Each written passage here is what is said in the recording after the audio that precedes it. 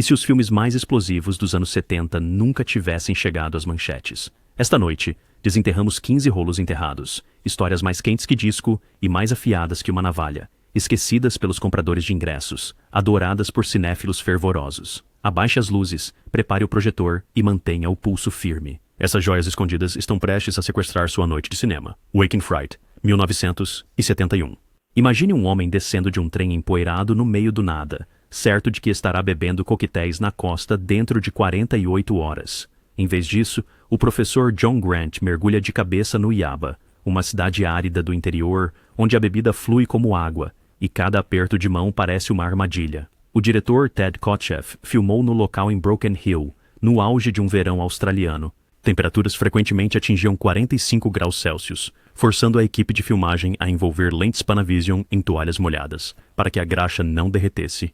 Donald Pleasence, com seus olhos selvagens e sorrisos astutos, improvisou muitas de suas falas infames, deixando os colegas de elenco permanentemente desconcertados. Equilíbrio. A produção sobreviveu com um orçamento de $800 mil australianos, pago com um mosaico de subvenções estaduais e dinheiro da televisão britânica. Apesar das críticas entusiásticas em Cannes, seu lançamento doméstico fracassou, arrecadando apenas $50 mil australianos. Pior ainda, o negativo original foi perdido durante o transporte e, por décadas, o filme sobreviveu apenas em cópias de 16mm desgastadas, contrabandeadas entre sociedades de cinema universitárias. Em 2004, uma única cópia de 35mm surgiu em um galpão em Pittsburgh. Uma restauração meticulosa em 4K seguiu-se.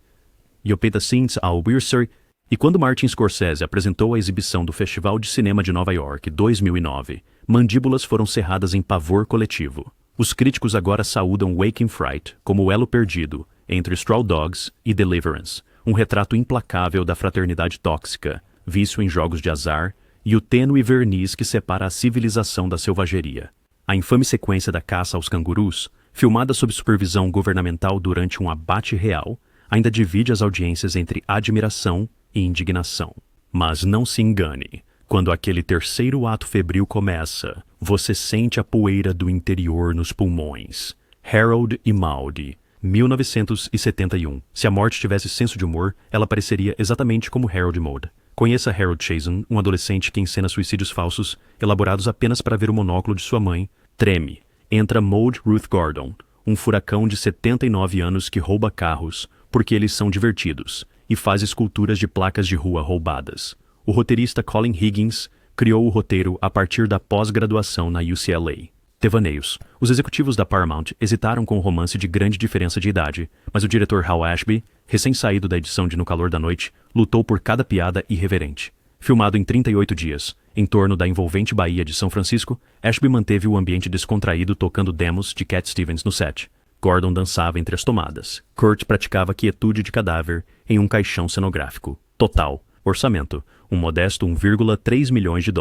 Quando estreou, os críticos ficaram perplexos. A Variety chamou-o de grotesco. A bilheteria rastejou para $520 mil em sua primeira exibição, e a Paramount discretamente retirou a publicidade. Ainda assim, as cidades universitárias abraçaram seu humor negro. As exibições da meia-noite ficaram mais agitadas a cada semana, membros do público recitando o mantra de Maude, Saia e ame mais, em uníssono. Em 1983, o filme tornou-se lucrativo, arrecadando, no final, mais de $25 milhões e lançando um ecossistema de derivados, um musical da Broadway, uma adaptação teatral japonesa e múltiplos remakes franceses. Em 1997, o American Film Institute colocou Maude entre as 10 maiores heroínas femininas do cinema, citando seu afirmar da vida. Anarquia.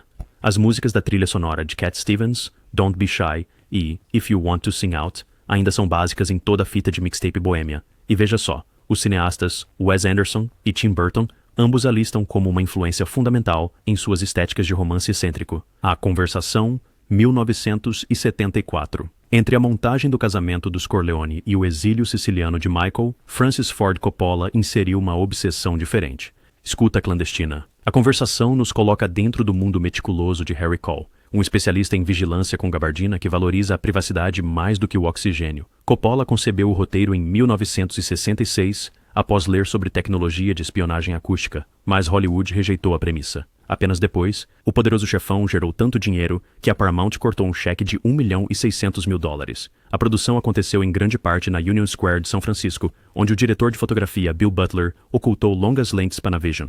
e lentes atrás de janelas e carrinhos de florista, capturando pedestres reais desavisados. O designer de som, Walter Murch, foi pioneiro na mistura de trilha tripla. Ele gravou o ruído ambiente da cidade, depois sobrepôs com o diálogo sussurrado e o chiado de fita analógica, literalmente esculpindo a paranoia. A sequência no banco do parque levou 3 dias para coreografar, para que o ritmo de murmúrios de Hackman sincronizasse com os zooms da câmera. A edição durou exaustivos 11 meses. Coppola continuou inserindo manchetes de Watergate, convencido de que o público precisaria de referências do mundo real. As receitas de bilheteria foram respeitáveis, 4.400.000 domésticos, mas modestas ao lado de O Poderoso Chefão Parte 2. Ainda assim, o filme conquistou Cannes, ganhando a Palma de Ouro sobre a Marcorde de Fellini. Hoje, ressoa como estranhamente profético.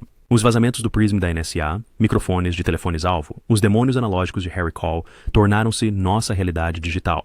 Os gigantes da tecnologia exibem o filme para novos contratados de segurança. Trent Reznor cita os seus loops de fita como inspiração para The Downward Spiral de Nine Inch Nails, e confira o Easter egg. Em Star Wars Episódio 2, Lucas nomeou um Jedi Coleman Trebor, um anagrama em tributo ao pavor existencial de Cole. Badlands, 1973. Imagine Bonnie e Clyde, filtrados através do telescópio de um poeta. Badlands, de Terrence Malick, narra a história de Kit Martin Sheen, um catador de lixo errante, e Holly, Sissy Spacek, uma malabarista de bastão de 15 anos, enquanto eles deixam um rastro sangrento em zigue-zague pelas planícies de Dakota dos anos 1950. Malick, um ex-professor de filosofia, financiou a filmagem com $300 mil reunidos de amigos investidores e vendeu sua casa em Austin, Texas. A fotografia principal aconteceu em estilo guerrilheiro. A equipe dirigia 2 peruas, cheias de equipamento Panavision, às vezes despistando verdadeiros patrulheiros estaduais alertados pelo fogo simulado em localização. Spacek mais tarde relembrou que Malick a incentivou a escrever páginas de diário no papel da personagem. Muitas falas em voice-over vêm literalmente desses rabiscos, conferindo ao filme sua perspectiva inquietantemente ingênua. Enquanto isso, Sheen realizou suas acrobacias nos galhos das árvores sem dublês, cortando a mão e recusando pontos para preservar a continuidade. O compositor George Tipton arranjou o tema Gassenhauer de Carl Orff como uma canção de ninar no xilofone, agora sinônimo de ameaça nostálgica em filmes posteriores como True Romance. As críticas iniciais elogiaram as imagens, mas condenaram o distanciamento. A crítica de primeira linha, Pauline Kael, acusou Malick de impassível. Moralismo. A bilheteria arrecadou modestos $2.3 milhões, mas os júris dos festivais europeus ficaram encantados. O Instituto de Cinema Britânico colocou Badlands entre os 50 melhores filmes de todos os tempos. Enquete. Décadas depois, Bruce Springsteen citou o estilo descolado de Kit para o álbum Nebraska, e o diretor David Gordon Green o chama de sua Estrela do Norte cinematográfica. Em 2011, o National Film Registry preservou-o por sua representação lírica da violência e da cultura americana. Talvez o legado mais assombroso do filme seja seu ambiguidade. Os crimes de Kit parecem aleatórios, seu sorriso desarma, a narração de Holly é perturbadoramente calma. Malick pretendia uma crítica aos assassinos célebres ou um lamento pela inocência perdida. O diretor se recusa a explicar, alimentando mitos. Piquenique em Hanging Rock, 1975. Dia dos Namorados, 1900. Estudantes de colégio em espartilhos sobem um antigo afloramento vulcânico, depois desaparecem no éter sem um grito. O filme de Peter Weir, Picnic at Hanging Rock, funde o mistério gótico com a pintura impressionista. O diretor usou um filtro de difusão, Fogel envolto em meias de mulher, para criar um halo na luz do sol, transformando as Macedon Ranges da Austrália em um despertar sonho. O orçamento chegou a $440 mil australianos, parcialmente financiado pela recém-formada Corporação de Cinema da Austrália do Sul, ansiosa para apresentar talentos locais, peculiaridades de produção.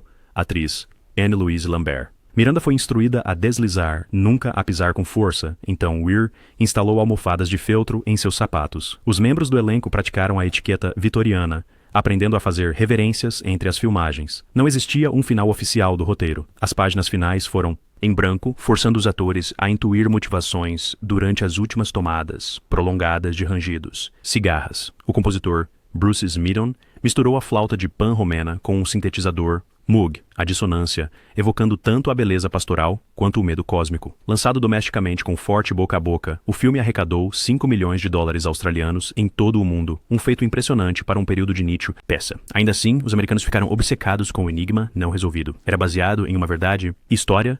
Livrarias relataram um aumento nas vendas do romance original de Joan Lindsay. Ônibus turísticos abarrotaram o verdadeiro Hanging Rock, onde os moradores vendiam camisetas Miranda Lives.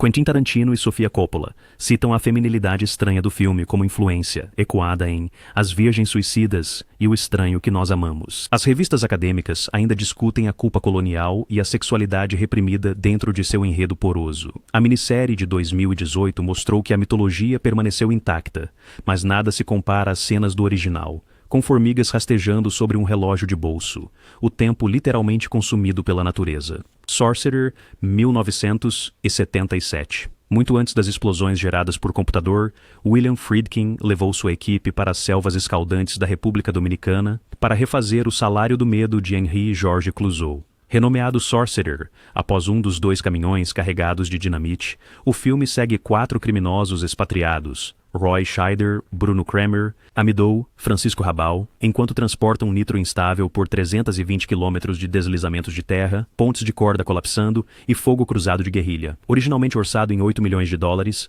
os custos inflaram para 22 milhões de dólares quando Friedkin exigiu que uma ponte real fosse construída sobre um rio violento e depois reconstruída 2 vezes após inundações levarem-na embora. As infecções por malária entre a equipe tornaram-se rotineiras. O próprio Friedkin enfrentou um episódio quase fatal. O diretor de fotografia Dick Bush saiu após desentendimentos sobre a iluminação de uma tempestade. Owen Roizman o substituiu no meio das filmagens. A icônica cena da ponte no pântano exigiu 26 dias e milhares de galões de água bombeada. Scheider fez a assustadora travessia se arrastando por tábuas oscilantes, enquanto caixas de explosivos cenográficos de 40 libras genuínas balançavam a poucos centímetros de distância. A trilha de sintetizadores do Tangerine Dream, gravada antes de terminar a filmagem, pulsava através de amplificadores no set para manter a adrenalina alta. Lançado 1 mês após Star Wars, Sorcerer sofreu um timing catastrófico. O público desejava fantasias espaciais leves, não banhos de suor existenciais. A receita doméstica estagnou em 9 milhões de dólares. A influência de Friedkin em Hollywood evaporou da noite para o dia. Ainda assim, diretores como Christopher Nolan, Catherine Bigelow e Paul Thomas Anderson agora o consideram uma aula magistral em tensão. Uma restauração em 4K de 2014 foi exibida mundialmente, e os rankings no Letterboxd dispararam. Ouça as sutis. Motivo: o passado de cada anti-herói é introduzido com um esquema de cores distinto, escala de cinza de Nova Jersey, sépia de Vera Cruz, ocre de Jerusalém, cobalto de Paris, e então tudo se transforma em verde de selva, simbolizando a equalização moral. Sem finais felizes aqui. A dissolução final e alucinatória do rosto ensanguentado de Scheider em faróis que passam permanece como uma das imagens mais sombrias da década. Então, quer uma pausa do terror implacável? Que pena, porque nosso próximo filme mergulha direto em sonhos que derretem identidades. 3 Mulheres, 1977. Robert Altman acordou de um sonho vívido. Anotou "Mulher se torna outra mulher" em seu cadernos e começou a filmar 6 semanas depois. 3 mulheres flutuam nesse mesmo silêncio liminar, seguindo Millie, uma manicura tagarela desesperada por atenção, Pink interpretada por Sissy Spacek, sua colega de quarto tímida, e Willie interpretada por Janice Rule, uma muralista grávida que pinta sereias roxas na piscina fundo. Filmado na cidade desértica de Desert Hot Springs, no deserto de Mojave, Altman manteve o roteiro flexível. A cada manhã, ele entregava páginas reescritas durante a noite, deixando o subconsciente das atrizes guiar o arco. Duvall explorou entradas do diário pessoal para os monólogos de Millie, sobre fígados de frango com mostarda e mel, enquanto Spacek andava de patins fora de câmera para emular o jeito infantil de Pink. Caminhar. O diretor de fotografia Charles Rosher Jr. inundou os interiores com amarelos de vapor de sódio, refletindo o pedido de Altman por um crepúsculo sonhador, mesmo ao meio-dia. Orçamento de $1,5 milhão, reduzido por Altman ao recrutar locais como figurantes e usar seu próprio carro para o infame pinto amarelo de Millie. As audiências de teste saíram do cinema sussurrando: "Eu não entendi." Mas os jurados de Cannes sentiram o transe. Duvall ganhou o prêmio de melhor atriz e o filme conquistou um da Sociedade Nacional de Críticos de Cinema. Prêmio. Ao longo de décadas, Three Women tornou-se um código secreto entre cinéfilos. David Lynch acredita o deslizamento de identidade do filme pelo DNA de Mulholland Drive. Mark Frost admite que Twin Peaks pegou emprestada sua paleta de cores desérticas espectrais. Trabalhos acadêmicos analisam seus motivos sombrios junguianos e a duplicação estranha de datas de nascimento. Um recente lançamento 4K da Criterion revelou o culto. Detalhes. O mural de Willie manifesta contusões que refletem as lesões hospitalares de Pink, sugerindo que as identidades se misturam muito antes da troca explícita. Ao final, o trio forma uma única psique: mãe, donzela, anciã em torno de uma panela fumegante de chile. Sentindo seu próprio eu vacilar no espelho já? Mantenha esses nervos tensos. Nossa próxima escolha coloca um capacete prateado e incendeia o mundo da música. Phantom of the Paradise, 1974. Pegue um fantasma trágico, um produtor musical diabólico e uma pitada de glam rock alucinógeno, agite bem, e você tem O Fantasma do Paraíso, de Brian De Palma. Uma mistura de gêneros que ainda desafia categorizações. Winslow Leach escreve uma cantata rock. O trapaceiro Swan, enquanto Paul Williams mutila o rosto de Winslow em um acidente com uma prensadora de discos e rebatiza o compositor como um estranho de capacete prateado, assombrando a sala de concertos Paradise. De Palma financiou a produção de $1.3 milhão parcialmente através de acordos de participação nos lucros, prometendo a Williams royalties sobre cada cópia da trilha sonora vendida. Um movimento inteligente, considerando que canções como Somebody Super Like You se tornaram clássicos de karaokê cult. Nos bastidores, o caos reinava. A placa de neon, Bird of Paradise, entrou em curto-circuito e incendiou as cortinas no meio das filmagens. A tela dividida característica de De Palma, da apresentação com bomba, exigiu 36 sincronizações. Sinais, acionar de pirotecnia, guindastes de câmera, figurantes do público ensaiavam como em um espetáculo da Broadway. Aberta, Jessica Harper, com apenas 24 anos, cantou suas próprias músicas, assombrando o estúdio com testes de reverberação fora do horário que os produtores gravaram secretamente para a mixagem final. O filme foi um fracasso em quase todos os lugares. Receita doméstica, $180 mil. Críticas rotulando-o como muito estranho, muito alto, exceto Winnipeg. A cidade canadense o abraçou por 52 semanas consecutivas, desencadeando convenções anuais de Fantompalooza que ainda esgotam. Reedições subsequentes revelaram sua sátira clarividente. O contrato de Swan realmente afirma: a imprensa dirá o que eu mando dizer. Comentário presciente sobre a música corporativa. Giro. Os capacetes cromados do Daft Punk. Eles citam Winslow como inspiração, até aparecendo ao lado de Paul Williams nas notas do encarte de Random Access Memories. Em 2019, Guillermo del Toro exibiu o filme para seu elenco durante a preparação de Nightmare Alley, elogiando seu cinismo operático. Agora, os críticos destacam a cinematografia vertiginosa de De Palma como uma gramática proto-MTV, décadas antes dos videoclipes codificarem zooms rápidos e distorções olho de peixe. Pronto para viajar de palcos glamurosos a corredeiras amazônicas? Prepare-se. A febre da selva de Herzog aguarda. Aguirre, A Cólera dos Deuses, 1972. Nenhum cineasta corteja o desastre como Werner Herzog, e Aguirre é sua balada febril de ambição condenada. Inspirado no conquistador histórico Lope de Peur, Aguirre, Klaus Kinski veste uma armadura gasta e um rosnado perpétuo enquanto lidera uma busca amotinada por Eldorado pelo Amazonas. A lenda diz que Herzog escreveu o roteiro em 2 dias no topo de um ônibus em Munique, mas a produção real exigiu transportar uma equipe de 35 pessoas, um papagaio e um grupo de macacos pela floresta tropical do Peru, tudo por $370 mil. O temperamento vulcânico de Kinski explodia todas as noites. Durante um dos surtos, ele ameaçou desistir. Herzog brandiu um rifle Winchester carregado, prometendo atirar em Kinski primeiro e nele mesmo em segundo. No entanto, essa energia maníaca permeia cada cena. Observe o desvario de Kinski à beira do rio, em uma única tomada, com veias salientes como a selva. Cipós. O cinegrafista Thomas Mauch prendeu uma câmera Arriflex de 16mm a uma jangada feita de troncos de bananeira, capturando tomadas hipnóticas à deriva enquanto piranhas mordiscavam seus tornozelos. Não há trilha sonora musical, apenas os drones corais etéreos de Popol Vuh, gravados em uma igreja bávara e reproduzidos no set para infundir as cenas com um temor eclesiástico. Os distribuidores alemães, inicialmente, o comercializaram como uma aventura tradicional, confundindo o público. A receita doméstica mancou abaixo de 1 milhão de marcos alemães. Mas cinemas de arte americanos o defenderam em 1977, associando-o a filmes surreais da meia-noite como Eraserhead. Influências ecoam pelo cinema. Apocalipse Now copiou sua loucura de barco lento, e Terrence Malick a chama de pura escritura cinematográfica. Curiosidade divertida, a cabeça decapitada que continua falando no final foi um efeito prático usando um snorkel oculto. O ator prendeu a respiração por 45 segundos. Herzog mais tarde afirmou que a selva co-dirigiu o filme, apropriado, já que Tempestades reescreveram as filmagens 2 vezes. Horários. Quando a balsa começa a girar em círculos claustrofóbicos, o olhar de Kinski perfura a celuloide até alcançar seu crânio. Quer limpar o paladar? Muito tarde.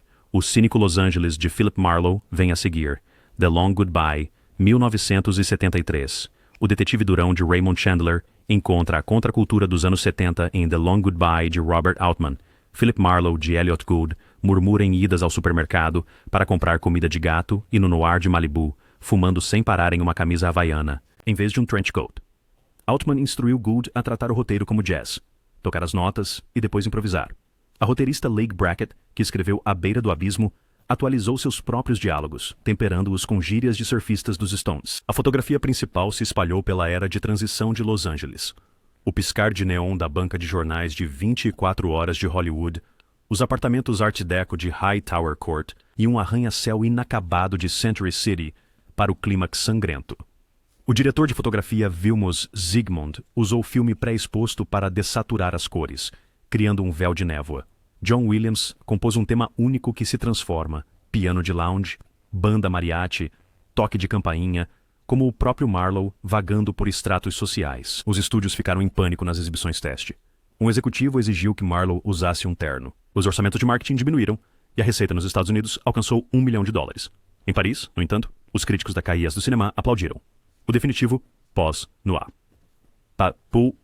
Quentin Tarantino exibe-o em todas as noites de detetive do New Beverly Theater, argumentando que ele prova que refilmagens podem homenagear e subverter. Preste atenção nos cameos. Um estreante Arnold Schwarzenegger faz pós em silêncio como um executor da máfia, e a lenda do cinema Jim Bouton improvisa a clássica frase: "Bair onnig suij". Ninguém se importa com quem matou o chofer. A piada mais sutil do filme: todos os relógios marcam 3 horas da manhã. Uma referência de Altman à desconexão atemporal de Marlowe.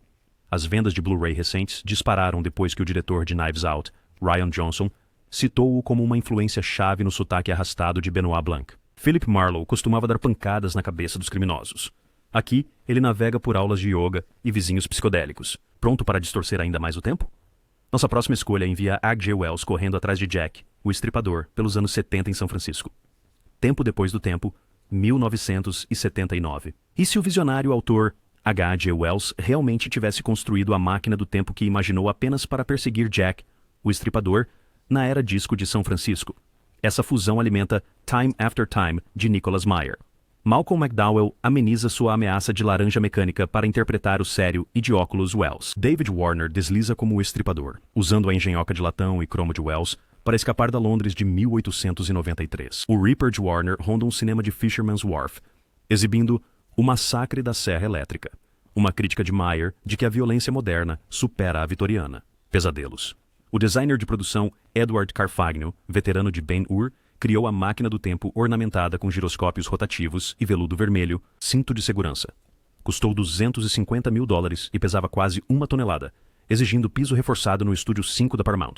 O orçamento girou em torno de $7 milhões, reforçado pelo merchandising de produto da grande companhia aérea TWA para cenas cruciais no aeroporto. Filmar as sequências de perseguição exterior na Market Street provou ser complicado. Multidões se reuniram para admirar McDowell com seu figurino de época, forçando a segurança a formar barreiras humanas enquanto os bondes passavam. O compositor Miklos Rosa, se aproximando da aposentadoria, mesclou cordas românticas amplas com percussão de tic-tac de relógio de bolso. A estreia no fim de semana ficou em 5º lugar nas bilheterias. A receita final doméstica de $13 milhões foi considerada modesta, mas as locações em VHS tornaram-no uma escolha contínua de fim de semana para os fãs de ficção científica. Legado. O filme deu origem ao trope de figura histórica frequentemente imitada, versus assassino em série na cidade moderna, ecoada em programas como Sleepy Hollow. O diretor de Star Trek VI, Meyer, reutilizou piadas de seu próprio filme, incluindo um "Confie em mim, sou um médico", piscar, e note a participação especial. Corey Feldman, de 5 anos, aparece na cena do museu segurando um dinossauro de brinquedo. O doce centro de Time After Time é o romance de Wells com a funcionária do banco Amy, cujo humor feminista desmantela o chauvinismo vitoriano dele. A química deles na tela transbordou para a vida real. O casal se casou no ano seguinte. Ataque à 13ª DP, 1976. John Carpenter tinha $100 mil, algumas técnicas de Steadicam e um desejo de canalizar Rio Bravo de Hawks para Los Angeles urbana. O resultado: Assault on Precinct 13, onde uma delegacia prestes a ser desativada se torna uma fortaleza ao estilo de Alamo contra uma gangue de rua quase mítica. Carpenter escreveu, dirigiu, editou e compôs a trilha sonora sintetizada em 8 meses. Para economizar filme, ele filmou cenas de ação 2 vezes. Uma, larga, uma próxima, depois cortá-las juntas como se estivesse usando cobertura de várias câmeras.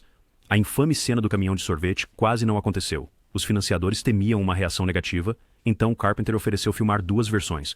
Sua versão inflexível permaneceu, ganhando notoriedade cult instantaneamente. Austin Stoker, um veterano do Blaxploitation, a joué l'officier Ethan Bishop avec une gravité stoïque, tandis que Darwin Justin a livré des répliques sarcastiques en tant que condamné à mort Napoleon Wilson. As-tu une clope? Improvisé pendant les répétitions.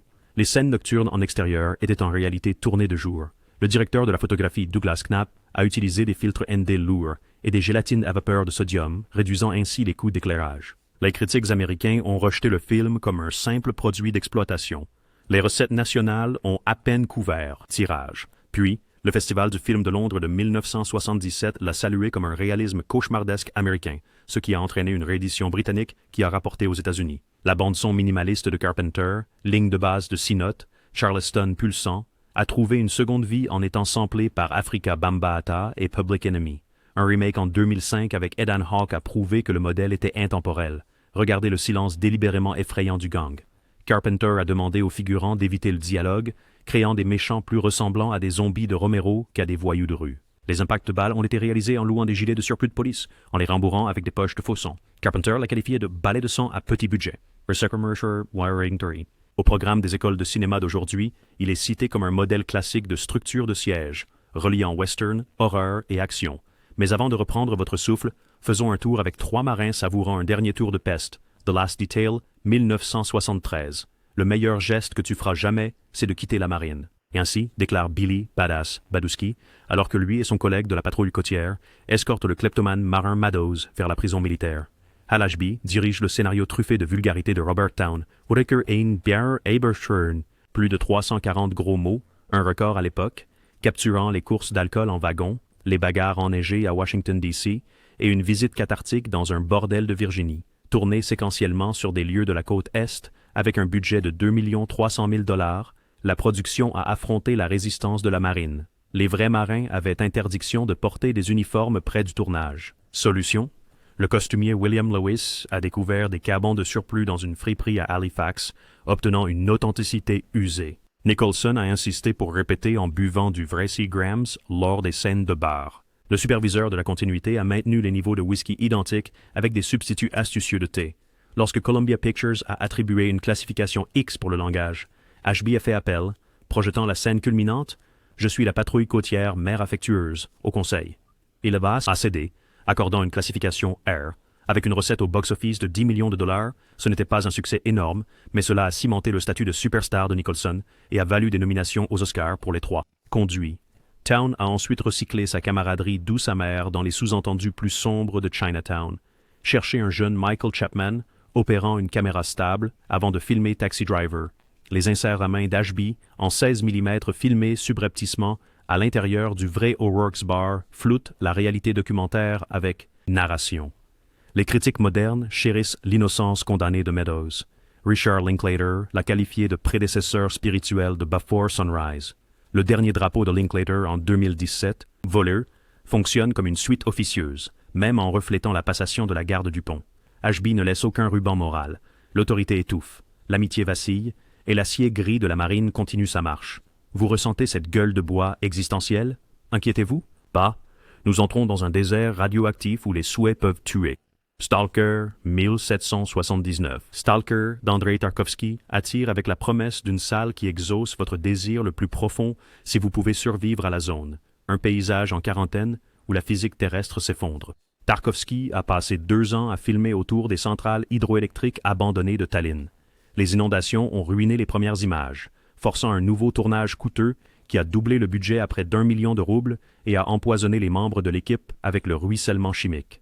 L'acteur principal, Anatoly Solonitsyn, a même développé un cancer du poumon, attribué aux toxines sur place. Le réalisateur interdit les storyboards, chorégraphiant les prises de vue labyrinthiques de mémoire. Le directeur de la photographie Alexandre Kniazinski a utilisé un chariot sur rail personnalisé, immergé dans l'eau jusqu'aux chevilles, pour créer un glissement de caméra fluide. La bande sonore d'Eduard Artemiev fusionne un synthétiseur ionosphérique de l'ère soviétique avec le doudouk arménien, résonnant comme un alien. Prière. Chaque son, corne de brume lointaine, tunnel qui goûte, a été enregistré comme son direct puis reconstruit en post-production, accentuant l'irréalité. Les censeurs soviétiques ont qualifié la version de 163 minutes de trop mystique. Tarkovsky l'a réduit à 161, ajoutant des citations bibliques pour apaiser les gardiens de l'idéologie. La sortie nationale n'a pas bien marché. Des copies VHS pirates, sous-titrées à la main. Mão circulou entre os fãs ocidentais de ficção científica, influenciando de tudo, desde a franquia de jogos Stalker até Annihilation, de Alex Garland. Hoje, é o filme com a maior classificação na tag Mindbender do Letterboxd. Acadêmicos analisam suas metáforas, zonas de exclusão da Guerra Fria, peregrinação artística ou dissidência espiritual. Tarkovsky ofereceu apenas isso. Cinema é um meio de oração. Observe a mudança sutil de sépia para cores saturadas ao entrar na zona, uma inversão da revelação do Mágico de Oz, implicando que a realidade é monótona e a transcendência é vívida. A cena final do filme, com uma criança movendo telecineticamente um copo sobre a mesa, permanece ambígua. Milagre ou coincidência? Os espectadores relatam efeitos hipnagógicos, a sensação de sair do cinema, mas continuar dentro da zona. Pronto para algo mais aventureiro? Aperte as botas. Vamos cavalgar com Connery e Kane para nos coroarmos reis. O Homem que Queria Ser Rei. 1975. John Huston sonhou em adaptar o conto cauteloso colonial de Rudyard Kipling já em 1950, pensando em Bogart e Gable como protagonistas. 25 anos depois, ele finalmente montou o épico com Sean Connery e Michael Caine, interpretando P.T. Carnahan e Daniel, Dravot, ex-soldados que marcham para o remoto Cafiristão, determinados a governar como deuses. Filmado pelo desfiladeiro Todra em Marrocos e pelas montanhas Atlas com um orçamento de $8.500.000, Huston reuniu 800 camelos, 400 cavalos e milhares de figurantes das tribos berberes, muitos dos quais nunca tinham visto uma câmera de cinema. Caprichos do clima atormentaram as filmagens. Uma tempestade de areia inesperada enterrou o vilarejo do set, levando o diretor de arte Alexandre Trauner a reconstruir paredes. Durante a noite, os trajes combinavam cota de malha afegã genuína com ombreiras de futebol americano pintadas com spray. Um segredo, Connery brinca, salve minha clavícula.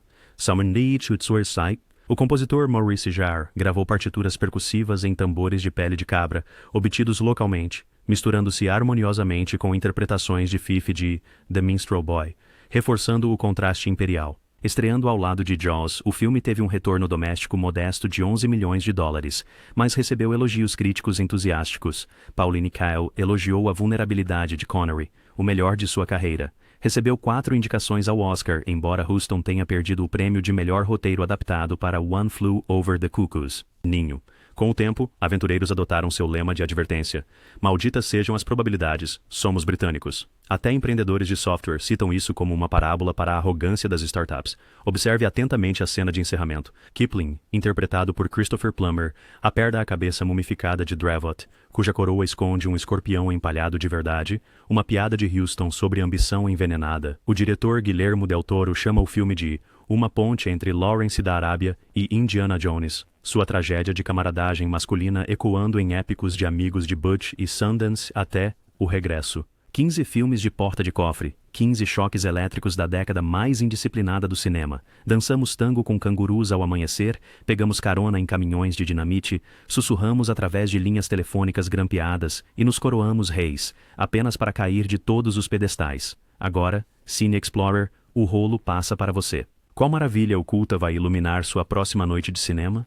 Comente abaixo, dê um like se sua mente acabou de se expandir, e aposte nos clássicos da Era Dourada ao clicar em inscrever-se e tocar o sino. Mergulhos frescos em brilhos esquecidos chegam todas as semanas. E confie em mim, você não vai querer perder o próximo segredo cinematográfico que trazemos à luz. Até lá, mantenha o projetor rodando e a curiosidade em chamas.